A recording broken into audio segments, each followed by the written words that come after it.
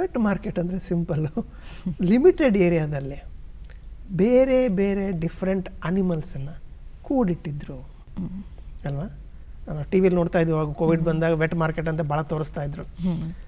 Simple ಆಗಿ ನೈಸರ್ಗಿಕವಾಗಿ ಕೆಲವು ಪ್ರಾಣಿ ಪಕ್ಷಿಗಳು ಅಸೋಸಿಯೇಟ್ ಆಗಿರ್ತವೆ, ಬೇರೆ ಬೇರೆ ಇತರ ಪ್ರಾಣಿ ಪಕ್ಷಿಗಳು ಅಸೋಸಿಯೇಟ್. ಈಗ ನಾವೇನು ಇವತ್ತು ಮಾವಿನ ಮರ ಇದೆ ಅಂದರೆ ಅದ್ರ ಮೇಲೆ ಕೋಗಿಲೆ ಇದೆ ಆಯಿತಾ. ಮಾವಿನ ಮರದ ಮೇಲೆ ಏನು ಆಸ್ಟ್ರೇಲಿಯನ್ ಕಾಂಗ್ರೂ ಇರ್ಲಿಕ್ಕೆ ಸಾಧ್ಯ ಇಲ್ಲ ಇಲ್ಲ ಇಲ್ಲ ನ್ಯಾಚುರಲ್ ಆಗಿ ಇರ್ಲಿಕ್ಕೆ ಸಾಧ್ಯ ಇಲ್ಲ. ಯಾವ್ದು ನ್ಯಾಚುರಲ್ ಆಗಿ ಅಸೋಸಿಯೇಟ್ ಆಗಿತ್ತು ಅವುಗಳ ಮಧ್ಯೆ ಒಂದು ಬ್ಯಾಲೆನ್ಸ್ ಬಿಲ್ಡಪ್ ಆಗಿರುತ್ತೆ.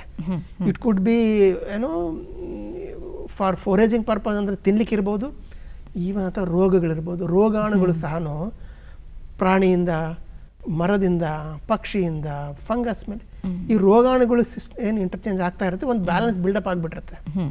ಇದು ನ್ಯಾಚುರಲ್ ಸಿಸ್ಟಮ್. ವೆಟ್ ಮಾರ್ಕೆಟಲ್ಲಿ ಏನಾಯಿತು, ಯಾವತ್ತೂ ನೈಸರ್ಗಿಕವಾಗಿ ಒಂದು ಆಗದೇ ಇರತಕ್ಕಂಥ ಪ್ರಾಣಿ ಪಕ್ಷಿಗಳನ್ನು ಒಂದು ಕಡೆ ತಂದಿಟ್ಟಾಗ ಒಂದು ಪ್ರಾಣಿಯಿಂದ ಇನ್ನೊಂದು ಪ್ರಾಣಿಗೆ ರೋಗಾಣುಗಳಾಗಿರಬಹುದು, ಅದು ಟಚ್ ಆದಾಗ ಅದಕ್ಕೇನು you don't know what happens in nature.